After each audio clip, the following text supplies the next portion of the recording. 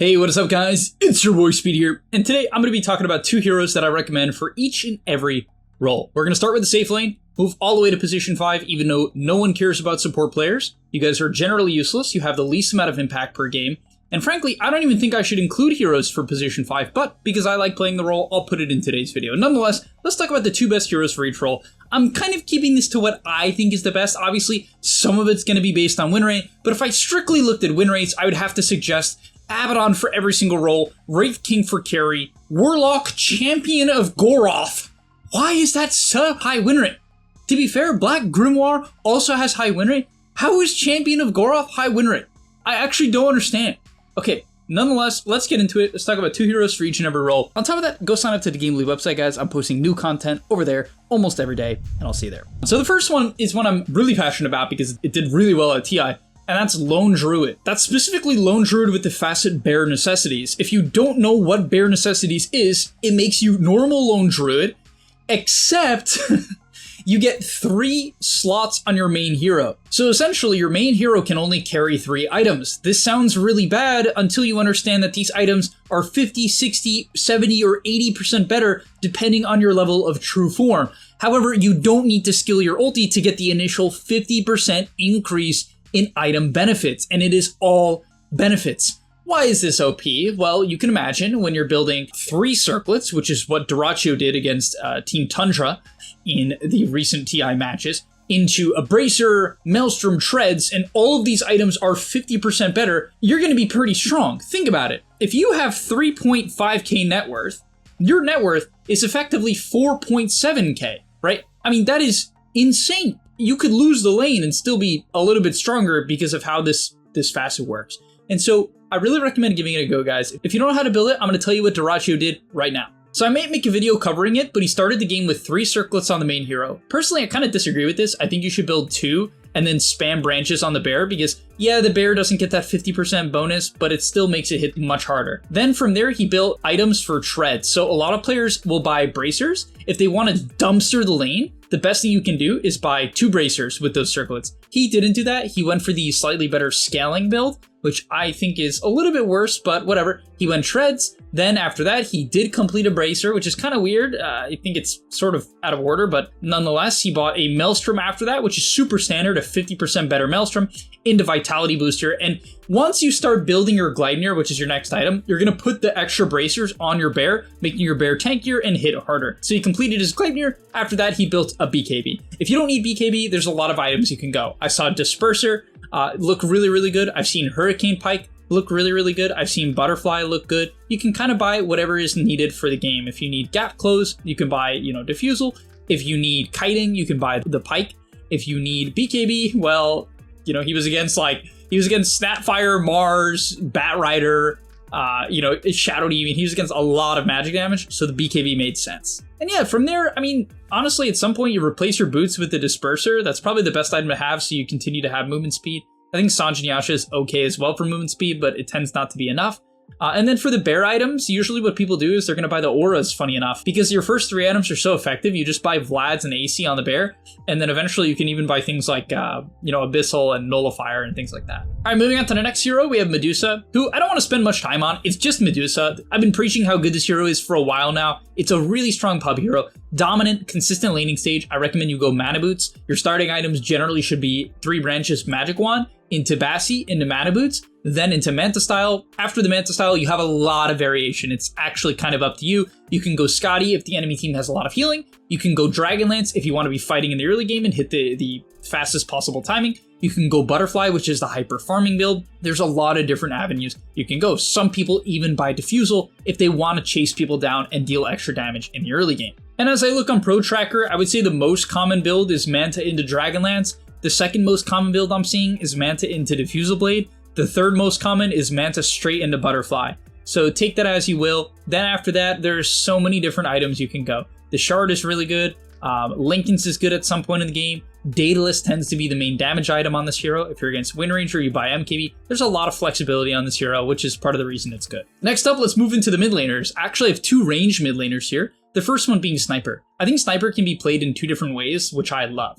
Number 1, you can take the Facet Ghillie suit, which frankly is not that good. Basically, when you click take aim, you can shoot people and they can't see you from the tree line, which if you're really locked in, it actually can be really useful in teamfights to not give up your positioning. But generally, you just kind of take this one if you want normal shrapnel. The reason why this one can be better is normal shrapnel is the far better farming tool compared to scattershot, sniper's other facet, which makes him more of a roamer. But let's say your safe lane is an ALK and your off lane is a Beastmaster. You got really greedy off lane, safe lane. What you should do is take the scattershot. All of a sudden, you're basically just a roamer. And Sniper is actually one of the highest damage heroes in the game with one of the most reliable laning stages in the game. He is, in my opinion, maybe the most reliable mid in the game right now, especially if you take the scattershot facet because of how good it is at putting pressure and securing the range creep. So yeah, huge fan of Sniper right now. In terms of item build, I recommend going Wraith Bands, into Treads, into Wand. If you want to fight early game, you go Dragonlance. If you want to farm, you go Maelstrom. And then from there, items like Shard, BKB, Mjolnir, Gleipnir are really, really good. There was even a Thompson build where he went Diffusal into Hurricane Pike, Shard, into Ags, Conda, which is a cool angle too. I don't recommend that one as much. I think going pure right click is better, and it is generally what I suggest. I think the safest build is Wraithband, Treads, Wand,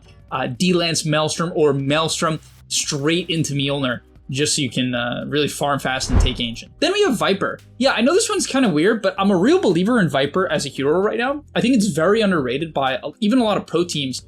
Ever since they gave it Predator, the innate, this hero scales way better and just does a lot more damage. I honestly thought it would make the hero hyper broken, and it kind of did when it first came out, so much so that it had to be nerfed. So yeah, Viper's innate Predator has been nerfed since release, which is something to note, but at the end of the day, it dumpsters a lot of mid matchups. Heroes like Ember, Huskar, TA, Zeus can all really struggle against Viper. The only hero in the meta that I think is like really good against Viper that can kind of dumpster him is Sniper, funny enough. I think a lot of the other matchups are very, very playable, mainly because Viper fights to the death better than ever due to this innate. Plus his facet Poison Burst, if you get good at using it, is really good at taking camps and stacks. And so yeah, I'm a fan of Viper. I think it scales well. It's easy to play in pubs. It has a lot of good matchups. And the break is also really good against some of the top win rate heroes in average MMR pubs. For instance, if you break something like Abaddon with your ulti and he's not paying attention, it will actually kill him. He has to activate his ulti manually. And a lot of people don't realize that. It's also good against something like Wraith King and his passives.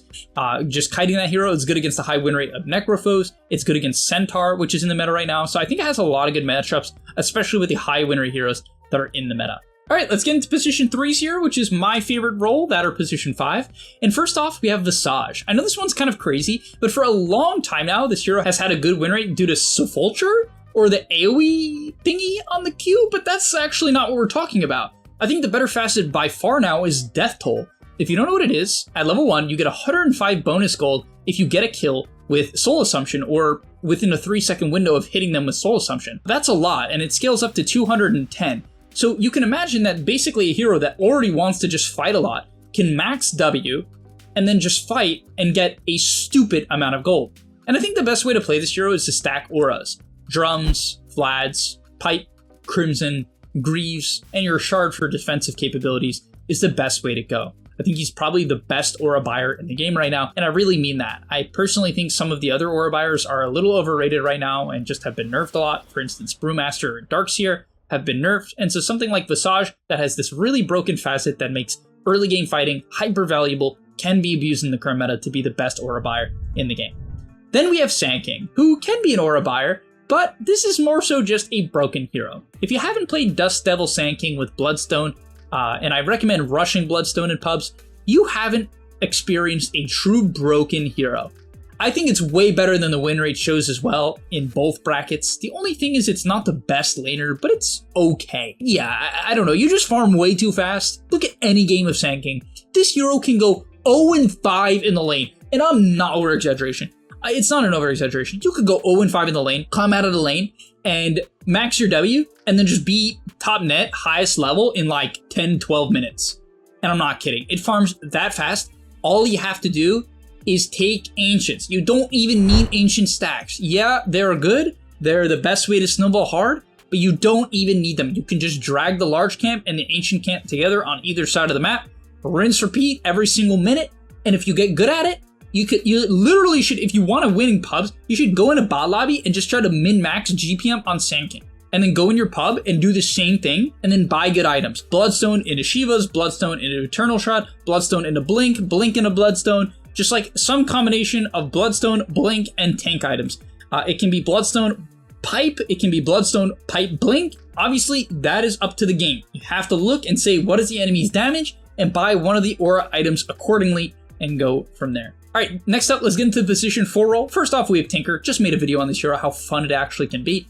Reliable laning stage, scales well. The heal bot build is ridiculously good at every stage of the game. It's good early, the laning is good, the scaling is good, its ability to farm is good. I really think Tinker support kind of just does it all in pubs. Even the fighting, early you'd expect it to be bad, especially if you watch some of like the pro vlogs where people are saying like, oh, you know, this hero is slow paced and can't make plays. That's true when people are using smokes and moving around the map and so on and so on. That doesn't happen. That's just not the average game of Dota. I've coached so much. That's just not how it plays out. The way fights are structured, these 3-on-3s, 4-on-4s, 5-on-5s in enclosed areas, Omega benefits Tinker and repair bots. So yeah, can't recommend this hero more. Holy Locket into Grease, Holy Locket into Solar, just some variation of Null, Holy Locket, Null, Mana Boots, Holy Locket, Grease, Pipe, all the aura items, Solar, Glimmer, just stack these things and click them on your allies. All right, then we have Ringmaster, new hero, broken, got nerfed, didn't matter, still broken, really broken, extremely broken, way too much damage, a save, and like its win rate is still, in my opinion, lower than it should be because it's hard to play. If this was an Abaddon level of ease of execution with the same level of potential impact that Ringmaster could have, it would be a 60% win rate. Like, okay, maybe that's a bit high. 58, let's call it 58. Obviously, I'm kind of shooting at a number here, but the point is, it's a broken hero, it does way too much. The only thing is it's not the best laner, but it's fine. All right, finally for position 5, we have 2 of the healing save supports. Unfortunately, I have to put Ab on here. His win rate for both of his facets, whether that's Mephitic Shroud, what a weird name, or the easier one, which I think is better, the Quickening, both of these facets are insane. The hero is really easy to play, the healing build is easy to play, the laning is easy to play, the buttons are easy, and as a result, if you want cheap, quick MMR, probably the best support to play, on average. That's just what it is. I don't know what to tell you. It's not picked in the pro scene, and the reason why is the laning stage, if you are good at kiting this hero, it's not the best. It's not great at roaming early game. Do I think pros underrate this hero a little? Yes, I do. But as I said, it's kind of an execution thing as well. If you are looking for a hero to one-trick pony, I wouldn't make it Abaddon. I would make it something much more fun and hard, like Ringmaster, even for the 5 role, or Tusk, a much more difficult 5 hero that can have a lot of impact. But if you're looking for the best hero of the patch, which is the point of this video, it's probably Abaddon, and it is a hero I would also recommend. But yeah, in terms of items and such, you can kind of buy anything on this hero. It's like super flexible. I think the best build tends to be Mana Boots with Solar Crest, and then you buy 2 bracers once it gets around minute 25, so you can be hyper tanky. You can also buy 2 bracers and a Null with like having Solar and Mech or something like that. You know, just you have some absurd amount of stats, very, very tanky, hard to kill. Just please keep in mind, guys, minute 25 bracers and Nulls are like hyper broken and should be purchased. And finally, the last hero, which I'm a huge fan of, is Treant. I love playing him myself. Mainly because his mid game is just so damn good. Leech Seed, especially with Sapling, is one of the best facets in the game. It just made a hero where previously you would have to find an enemy who was in the middle of your team to really get value out of Leech Seed, because you would put it on someone and odds are if you're Leech Seeding someone, they're probably about to run away a lot of the time. And when they run away with Leech Seed, it's not healing your allies, and that feels pretty bad. Now you can just drop the Sapling in the middle of your team and it's doing this massive heal, this massive AoE heal. It's just insane. The hero also does a ton of damage. It can clear waves. It scales well because it has a BKB piercing AoE ulti. So it's a team-fight hero that's good early on. It's not the best laner, especially not in high MMR. The lower you go, the more people are out of position. You can kind of punish them with your high damage, but Treant has low movement speed and low armor. So if you're against Treant, actually look to punish him in the early levels. Either way, the point is I think this hero is great. Personally, I think the best way to play him is either rushing Holy Locket and just healing people with your W. Amping the E heal is cap. I mean, sure, the E is a good ability. I think, honestly, the best skill build, in my opinion, is 242 into maxing the living armor, especially if the enemy team is heavy in physical damage. It's just such a good ability, living armor, against heavy physical damage. 10 armor, 30-second duration, 15-second cooldown. It's good shit. And, yeah, healing. Honestly, it's kind of easy to play. The hardest part of Treant is if you buy the shard, you can do a lot, which is why I love this hero across the brackets, because if you're a little uncomfortable with the idea of playing Treant and you're just getting new, don't buy the shard. Just buy Holy Locket Solar and click that. Click your W on the ground, click a good ult, maybe buy a Blink later on. But like Blink is like not a high priority in my opinion. You don't even need to find a good Blink ulti. You just click W on the ground, click your E, buy good defensive items, and you're gonna have like insane impact on this hero. Simple. If you're moving up and you want to make moves and you want to catch people out in the side lanes, your team is snowballing, or you need to plant good wards, right? Because people are starting to de-ward you because you're gaining MMR. Then the shard is such a good option. It provides a lot of utility. Invis is just good, guys. You know, Invis is just good. It forces people to spend gold on dust and sentries and a gem, and it really is good for the economy game. It's good for warding. It's good for scouting. Invis is strong, and Treant has access to that. While being a team fighter, most Invis heroes have no team fight. I mean, think about it. That tends to be the way it's balanced, which pretty funny, right? But all right, thank you guys so much for watching. I'll see you in the next one, and I'm out. And that's all, but remember, before you leave, come on, before you tune out, subscribe to the Game Leap website, where we are going to help you get to the next rank. If you're stuck, click the link down below, and I'm out. Peace.